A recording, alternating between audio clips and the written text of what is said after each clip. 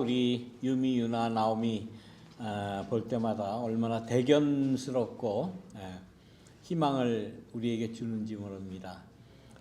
우리의 지금 현재의 목회 또 앞으로의 모든 목회는 우리 유미, 유나 또 나오미를 중심으로 2세 교육에 쏟아 부어야 된다라는 그런 마음을 가지고 있습니다.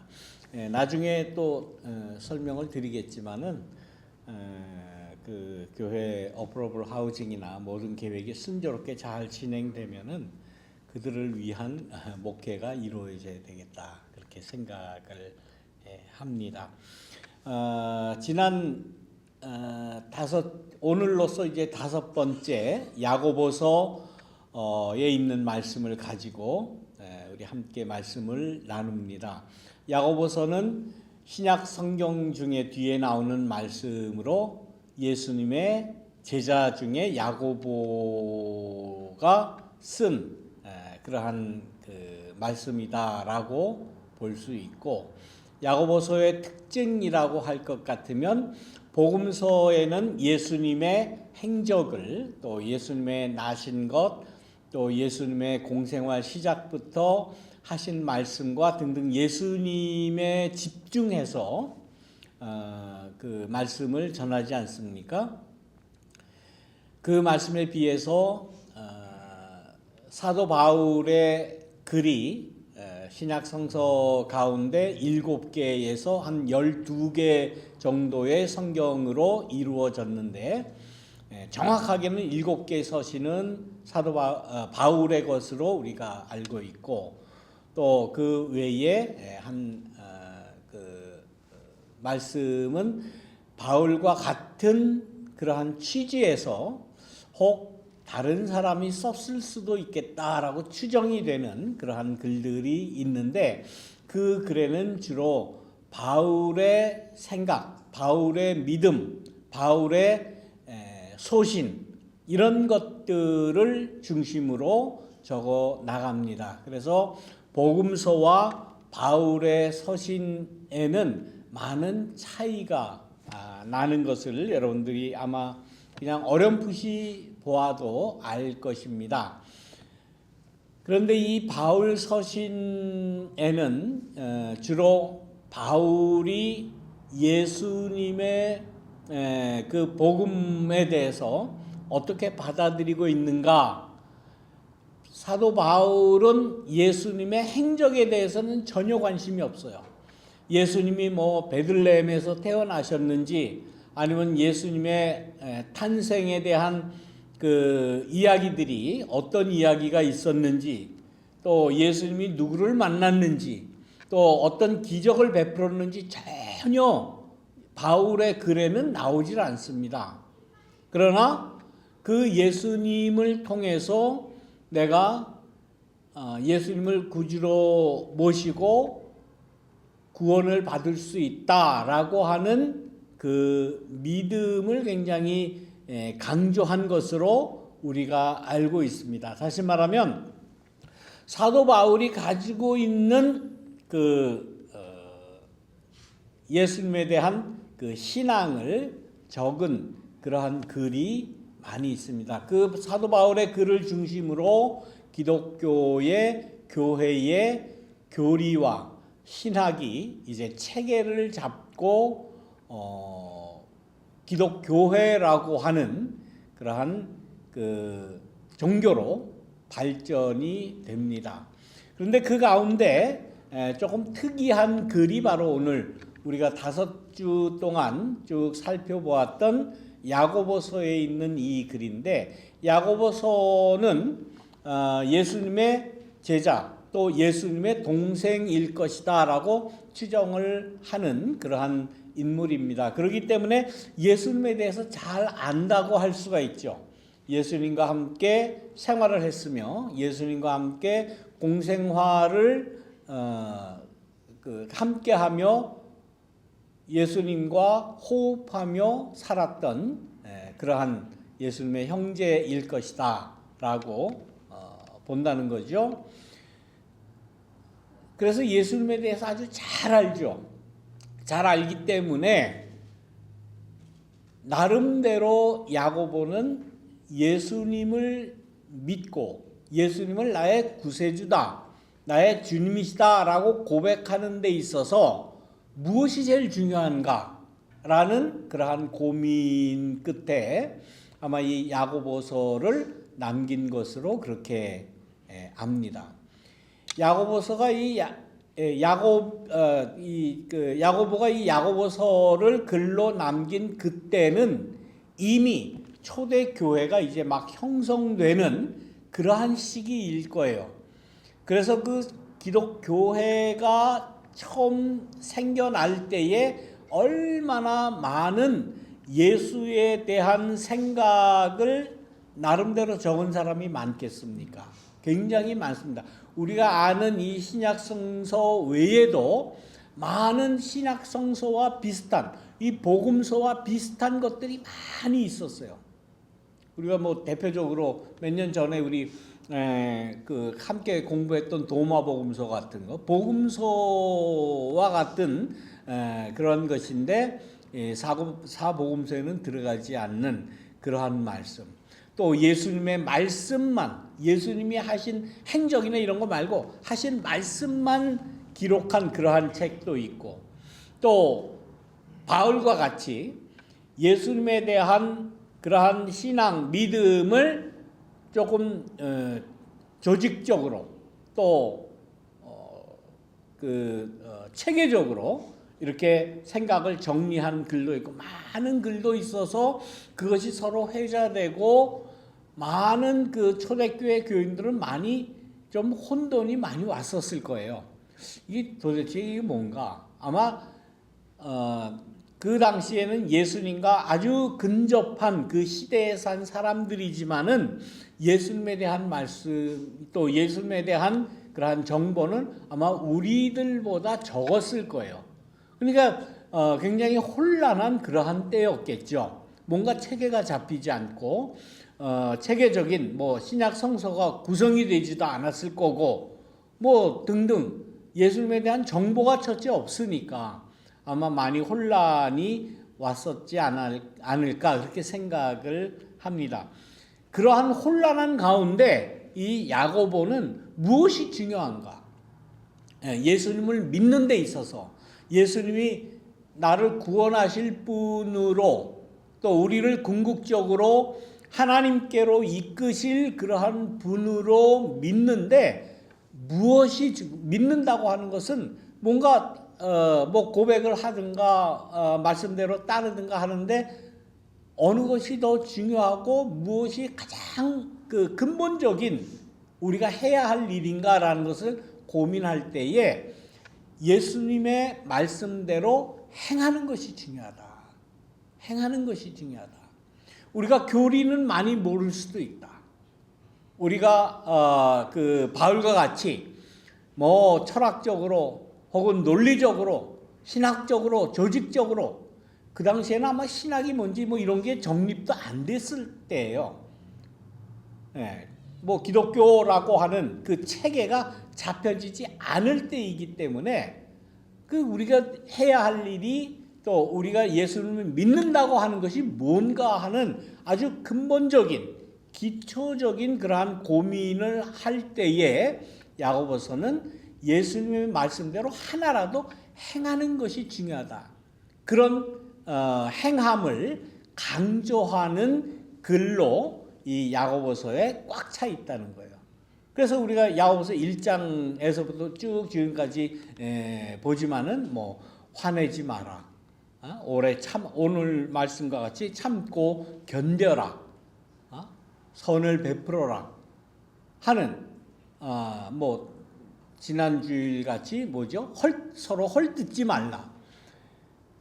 꼭 기독교가 아니라도 인간이면 누구나 다 기본적으로 생각할 수 있는 그러한 일들에 대해서, 우리 인간들의 행함에 대해서, 또 인간 관계에 있어서 반드시 우리가 서로 지켜야 될 그러한 약속이나 예의나 뭐 이런 거에 대해서 아주 담백하게 그렇게 이야기하는 거예요. 그러니까 이 말씀을 볼 때 기독교의 많은 신학자들은 그렇게 별로 그렇게 중요한 말씀으로 취급을 안 했다고 그랬잖아요. 그래서 1500년대에 마르틴 루터를 중심으로 종교 개혁이 일어나지 않습니까? 그 종교 개혁자들 중에 마틴 루터가 성경을 이렇게 번역을 하지 않습니까? 그 헬라어로 된, 그리고 라틴어로 되어 있던, 그래서 성직자들만 읽고 보고 알 수 있었던 이 성경을 모든 사람이 다 읽게 하자라는 취지로 마틴 루터가 성경을 독일어로 처음 번역을 하지 않습니까? 인류 역사에 있어, 신앙인의 인류 역사에서 가장 중요한 그 성서 번역을 할 때에 야고보서는 이거는 허접한 복음이다라고 해서 번역을 안 했어요. 왜? 뭔가 좀 신학적이고, 뭔가 좀 철학적이고 조직적이고, 뭔가 논리적으로 조금 그런 것이 없어요. 여기는 뭐 서로 헐뜯지 마라, 그냥 참고 견뎌라, 서로 화해하고 서로 사랑하라, 그런 이야기만 있긴데 이거 뭐 꼭 이걸 예수님의 복음이라고 해야 되나? 라고 해서 마틴 루터도 성서로 중요한 예수님의 도를 전하는 그런 말씀으로 취급을 안 했을 정도예요. 뭐 우리가 잘 알듯이 아무튼 아주 단순한 행위에 대해서 계속 가르치고 있다고 하는 것입니다. 그래도 기독교회는 이 야고보서를 정경으로 채택을 했고, 예수님의 제자 혹은 예수님의 형제인 이 야고보의 야고보서도 성서에 집어넣고 이것 안에 하나님의 영이, 또 예수님의 영이 함께한다고 지금까지 믿고 우리에게 전해져 내려오는 것입니다. 그래서 이 말씀은 지난주에도 계속 말씀드렸지만 굳이 뭐 이래라 저래라 이건 무슨 의미다, 이건 무슨 뜻이다, 여기 하나님의 뜻이 이렇게 담겨있다, 그런 설교 설명이 아무 필요가 없는 거예요. 말씀 보세요. 참고 견디라는 거예요. 어떤 어려움이 와도 참고 견뎌라. 참고 견뎌라 라는 말은 뭔가 어려운 일이 있는 거 아닙니까? 지금 뭔가 해결할 수 없는, 뭔가 고통스러운 일이 이 세상에서 우리를 향해서 지금 공격적으로 들어오는 그런 상황 아닙니까? 이러한 상황은 언제나 있었어요. 초대교회 때만 이런 일이 있었겠습니까? 이미 예수님이 오시기 이미 구약 시대에도 인간이 이 지구상에 태어났을 그 네안데르탈인 그때에도 인간에게는 늘 이런 공격적인 상황이 있었어요. 인간의 힘으로는 어떻게 감당 못하는 뭐 자연재해라든지 자연의 현상이라든지 혹은 다른 인간에 의해서 공격을 받는다든지 그런 일이 늘 있어 왔고, 현대 문명 이후에도 요즘같이 IT, AI 문명이 아주 활발하게 인간 사회에 퍼져 있는 지금도 역시 마찬가지입니다.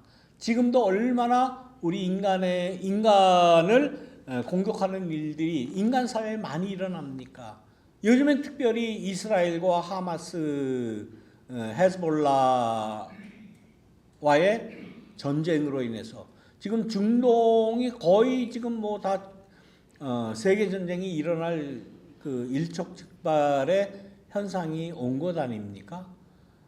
레바논이나 뭐 시리아나 이스라엘의 공격을 받는 지난주에는 또 무슨 이스라엘이 병원을 공격해가지고 약 한 50명이 죽었다고 하는데 의사고 어린애고 여인들이건 아무튼 뭐 무차별적으로 지금 공격하는 이런 일이 벌어집니다. 이것을 어떻게 해결을 해야 될까? 우리가 신앙적으로 이걸 어떻게 좀 해결해야 될까? 지금 이스라엘이 헤즈볼라를 공격한다고 하는 그러한 그 폭격이나 미사일 공격이나 라켓 공격이나 이러한 공격에 대해서 가서 성경 말씀을 들고 야 하나님이 예수님이 이랬다 저랬다 그 설교가 이게 먹히겠어요? 인간의 이 역사 가운데는 어떻게 보면 해결할 수 있는 길이 없는 것 같아요. 없는 것 같아요. 아까 우리 준비 찬송할 때도 그 본회포 목사님의 마지막 감옥에서 쓴 그 가사에 곡을 붙인 선한 능력으로 그 찬송을 지금 불렀어요. 그러면서 제가 설명을 했죠. 일부러 설명을 드린 거예요. 왜? 목사가 어떻게 아무리 히틀러가 나쁜 놈이기는 하지만은 어떻게 암살을 하는 암살단의 목사가 거기에 들어가서 암살 시도를 하느냐. 아마 거기에 대한 해석은 나름대로 다 옳았다. 혹은 그럴 수밖에 없었다. 아니다. 그래도 그러면 안 된다. 라는 그러한 의견을 나름대로 다 개진을 할 겁니다. 좋아요. 어떤 입장에서 옳다 그르다라고 하는 그러한 판단은 누구나 다 나름대로 가지고 있는 생각이나 신앙에 의해서 옳았다, 잘못됐다, 뭐 다 판단을 할 수 있을 겁니다. 그래서 역사는 그렇게 흘러가는 거예요. 우리가 역사를 보더라도 모든 상황이 폭력적입니다. 지금까지. 21세기 지금 서로 화해하고 우애하고 서로 사랑하고 돕고 그렇게 해도 지금 살아갈까 말까 하는 이 시대에 가장 폭력적인 일들이 그야말로 야훼 하나님을 자기의 민족의 신으로 섬기고 있는 그 이스라엘에 의해서 폭력적인 사태로 이렇게 폭력적인 공격으로 나타나는 건 아닙니까? 이스라엘 사람들은 또 그럴 거예요. 헤즈볼라가 우리를 공격하니 우리는 먼저 공격할 수밖에 없는 것 아니냐. 사실 따지고 보면 싸우는 데에서 뭐 우리의 신이 어떻다, 우리의 신이 우리와 함께하기 때문에 우리가 뭐 이게 자기의 폭력의 정당성을 이야기하지만 어느 이야기를 가지고도 폭력에는 정당성을 주장할 수 없는 게 인간이라는 것을 우리는 알아야 됩니다. 아무리 자기네가 믿는 하나님이 우리에게 명령을 했다. 우리에게 그 거룩한 전쟁을 이루라고 했다. 뭐 무슬림들도 그렇게 이야기하지 않습니까? 성전이라고 그렇게 이야기하지 않습니까? 모든 전쟁은 아무리 전쟁의 성전이 어디 있습니까? 사람을 죽이는 건데 이러한 그 폭력적인 일은 예나 지금이나 인간 사회에서는 계속 이어지고 편만해져 있다라고 하는 겁니다. 야고보가 이 야고보서를 우리에게 전할 그 당시의 상황도 마찬가지였어요. 로마 제국에 의해서 로마 군인들이 전 세계를 지배하고 곳곳에 식민지를 만들고 곳곳을 돌아다니면서 억압했던 그리고 수탈했던 그 인간의 폭력의 역사는 그때도 역시 마찬가지였어요. 그런 상황에서 야고보는 뭐라고 이야기합니까? 참고 견뎌라. 여러분들은 어떻게 이 참고 견디라고 하는 이 말을 어떻게 받아들일 수 있습니까? 아니 지금 나를 공격하고 나면 미사일로 쏘고 폭격을 해서 그야말로 그 무고한 시민들이 죽었다고 그러잖아요. 아무 잘못도 없이 그냥 폭격 맞아서 죽는 이러한 때에 참고 견디라고 그게 말이 돼? 어떻게 참고 견뎌? 우리도 뭔가 그야말로 지렁이도 밟으면 꿈틀거린다고 뭔가 해야 되지 않느냐. 뭔가 저기 그래서 보네포 목사도 암살단에 들어갔던 거예요. 저 히틀러 저 가만 놔두면 더 많은 사람을 죽이겠고 유대인들 뭐 600만을 가스실에서 죽인 저 악한 저 히틀러를 저 어떻게 해야 되지 않느냐. 저 어떻게 멈춰야 되지 않느냐.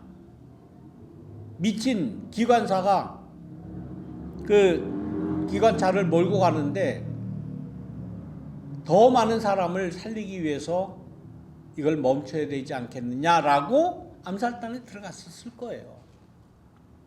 그러나 말씀드린 대로 아쉽게 히틀러가 죽기 일주일 전에 이 보네포 목사가 미리 잡혀서 사형을 당하지 않습니까? 인간의 역사 가운데서 이 폭력적이고 불평등한 이것을 해결하기 위해서 인간의 역사 가운데는 많은 반란을 일으켰어요. 그리고 혁명을 일으켰어요. 우리가 혁명 그러면 제일 유명한 불란서 혁명을 아마 다들 그냥 구체적인 내용은 잘 모르더라도 불란서 혁명을 모르는 사람은 없을 겁니다. 불란서의 그 귀족들의 그 보통 시민들을 착취하는 그러한 모습들 우리가 잘 알잖아요. 그래서 거기에서 루이 10세와 마리 앙뚜아네트가 어떻게 됩니까? 단두대에 목이 잘려서 죽죠. 얼마 전에 그 애플 TV에서 이제 그런 영화를 요즘에 내보냈습니다. 나폴레옹이라는 영화를 그 시리즈로 8편까지 있는가 하는 그 시리즈인데 거기에 첫 장면이 뭔가 마리 앙뚜아네트가 목 잘라 단두대에 목을 자르는 그러한 장면이 아주 리얼하게 나옵니다. 정말 리얼하게 나와요. 저도 보면서 깜짝 놀랄 정도로. 네. 얼마나 그 불란서 시민들은 먹을 거 없고 헐벗고 고생하고 하는데 마리 앙뚜아네트는 그 유명한 말이 있지 않습니까? 밥을 달라고 밥을 못 먹으면 뭘 먹으라고 그랬죠? 과자를 먹으라고 그랬나? 뭘 먹으라고 그랬나? 아무튼 뭐 전혀 시민들의 그 형편이나 생각은 안 하는 거예요. 뭐 죽던 굶어 죽던 어떻게 되던 아무튼 그 황실만 지키면 되고 나만 지으면 된다. 불란서 혁명이 일어나고 그 원흉이었던 마리 앙뚜아네트를 단두대에 갖다 목을 걸어놓고 그 무시무시한 그 단두대 칼로 떨어뜨려서 목을 진짜 자릅니다. 그 물론 영화지만 거기서는 자른 목을 집행하는 사람이 목을 들어요. 피가 뚝뚝 떨어지는 그 마리 앙뚜아네트의 머리를 이렇게 들어 올리면 모든 시민이 그냥 거기에 열광을 하는 거예요. 그래서 그 당시에 단두대 처형이 그 많은 불란서의 시민들을 이렇게 집결시키는데 큰 역할을 합니다. 그래가지고 수많은 그 당시의 귀족들이 마리 앙뚜아네트를 비롯한 그 시민들이 거기서 목 잘려 죽는 그러한 역사가 벌어집니다. 그런데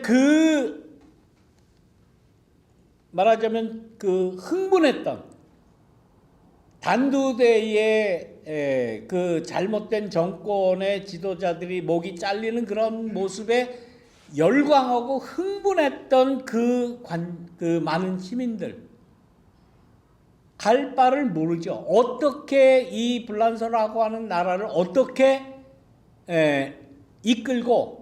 이끈다기보다는 어떻게 이걸 추진을 올바른 역사를 추진하는 몰라요. 그래서 나온 사람이 누굽니까? 그래서 문제가 잘 해결되고 민주적으로 정말 평화적으로 그 불란서 나라가 그 역사가 그렇게 됐습니다. 그 틈을 타서 누가 나옵니까? 나폴레옹이 나오는 거예요. 뭐 영웅이라고 하지만은 그러나 많은 그러한 뭐랄까요, 좀 독재적인, 뭐 나폴레옹도 나중에 황제의 자리가 올랐습니다. 그런 일들이 벌어지는 거 아니에요. 프랑스 혁명은 뭐 그렇다. 그 다음에 유명한 혁명이 뭡니까? 소련, 러시아 혁명 아니에요. 러시아도 역시 마찬가지입니다. 백개 러시아 그 귀족들 정말 화려하게 살았죠. 이루 말할 그 당시에 러시아 많은 시민들은 얼마나 고생을 했습니까? 얼마나. 러시아 혁명이 일어나고 레닌과 스탈린으로 이어지는 그러한 역사 가운데 혁명이라는 건 뭐예요? 명을 바꾸자는 거 아니에요. 하늘의 명을 바꿔가지고 세상을 바꾸자는 거예요. 깨끗게 하자는 거예요. 좋게 하자는 거예요. 그런데 그 혁명이 어떻게 됩니까? 네? 공산주의라고 하는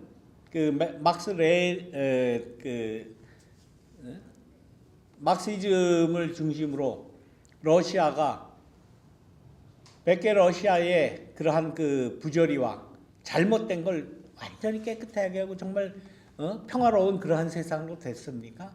안 됐잖아요. 공산사회라고 하는 것 역시 이론적으로는 많이 좋을 수 있어요. 그러나 그 막스 레니니즘이 지속되나요? 1990년대에 완전히 다 붕괴되고 말지 않습니까?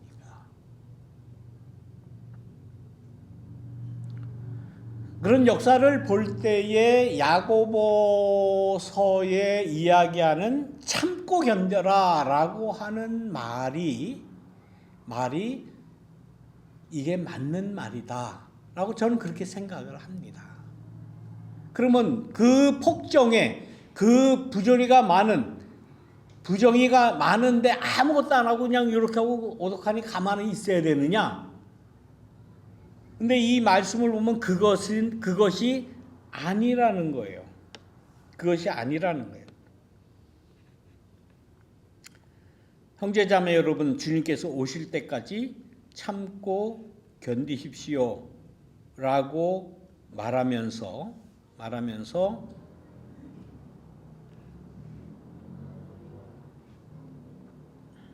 제가 갑자기 궁극적으로는 인간의 역사 가운데 궁극적으로는 이 세상을, 이 부조리를, 이 부정의를 심판하실 분이 문 앞에 계시다라고 하는 그러한 하나님의 정의에 대한 마음은 끝까지 포기하지 않습니다. 다시 말하면 야고보는 참고 견디라고 말하면서 그냥 너무 무서우니까, 권력이 무서우니까 거기 그냥 순종하고 아무 찍소리 하지 말고 그냥 가만히 있어라 라는 말이 아니에요. 인간의 그러한 잘못이나 부정이나 잘못된 그러한 정권의 그 원수들을 하나님께서 종국에 가서는 심판할 것이다 라는 그러한 하나님에 대한 믿음, 하나님에 대한 신앙, 그것은 내가 끝까지 놓치지 않고 언젠가는 심판날이 있을 것이다 라고 하는 그러한 그 신앙을 우리에게 지금 전하고 있는 것이다 라는 것입니다. 인간들은 많이 모든 것을 다 정화하려고, 깨끗게 하려고, 평화롭게 하려고 부정의를 정의로 바꾸려고 나름대로 노력을 하죠. 그 노력한 결과가 변혁 운동으로 나타났고, 혁명으로 나타났고, 뭐 반란으로 나타났고, 뭐 등등 여러 가지 분을 해결하려고 나름대로 노력을 했습니다. 그러나 성경은 그런 방법을 제시하지 않아요. 결국은 하나님께서 함께 하시는 이 역사와 함께 반드시 종국에는 해결된다. 하나님의 정의는 구부러지지 않는다, 없어지지 않는다, 패하지 않는다 라는 그러한 믿음을 지금 이 야고보서는 우리에게 제시한다라고 생각을 합니다. 그러면서 구약의 욥의 그 예를 우리에게 이야기하지 않습니까?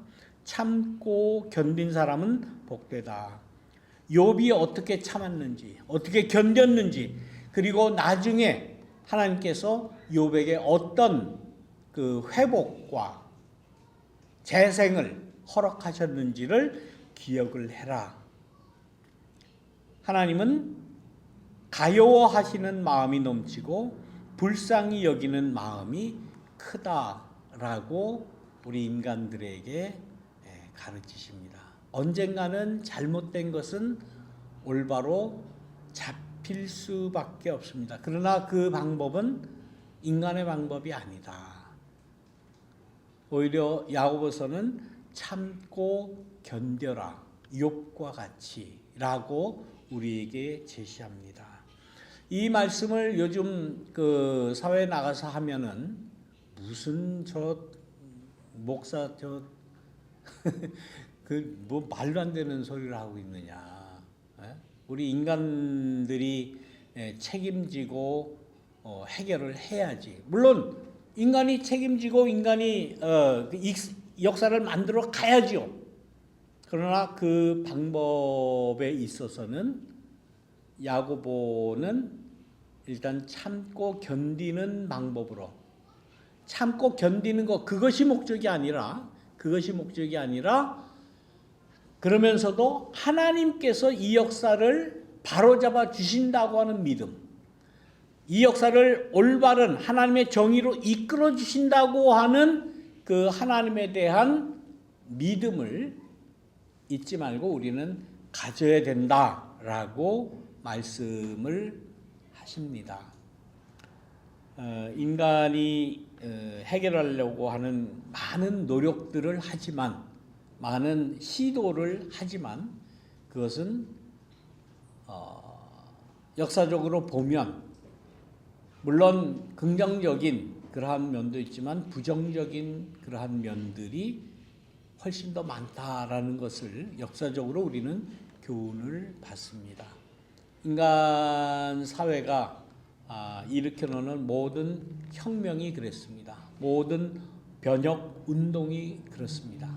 그래서 예수님께서는 사랑을 이야기하셨고 하나님의 정의가 우리에게 반드시 전국에는 이루어질 것이다 라고 우리에게 가르치고, 야고보 역시 그 말씀을 조금 부드럽게 쉽게 설명하는 의미에서 참고 기다리라라는 그러한 말씀으로 우리에게 대언하시는 것 같습니다. 이 말씀을 우리가 기억하시면서 우리의 역사에 대해서 나름대로 다시 한번 생각하시고 우리가 해야 될 일이 무엇인지를 기억하시고, 그렇다고 아무것도 하지 말라는 게 아닙니다. 절대로 그냥 참고 기다려라, 그냥 입 꾹 닫고 그냥 불의한 권력에 그냥 순복하고 그렇게 하라, 그런 의미가 절대 아닙니다. 하나님께서 반드시 하나님의 뜻을, 하나님의 그 의를 이루신다고 하는 그러한 신앙을 꼭 가져라 하는 그러한 말씀인 것을 여러분들께 드리면서 오늘의 말씀을 마치겠습니다. 기도하겠습니다. 하나님, 우리가 사는 이 세상 너무나 괴롭고 힘들고 또 부정의한 것이, 폭력적인 것이, 사람을 죽이는 악의 세력이 너무나도 판치고 있습니다. 우리가 어떻게 살아야 되겠습니까? 어떻게 참고만 견디며 살겠습니까? 우리가 인간의 얄팍한 생각으로 잘못된 역사를 만들어가는 것이 아니라 하나님의 의가, 하나님의 정의가 우리의 역사 가운데 임하신다라고 하는 그런 확신을 가지고 우리의 역사를 이루어 나갈 수 있도록 주님 인도하여 주옵소서. 예수님의 이름으로 기도드립니다. 아멘.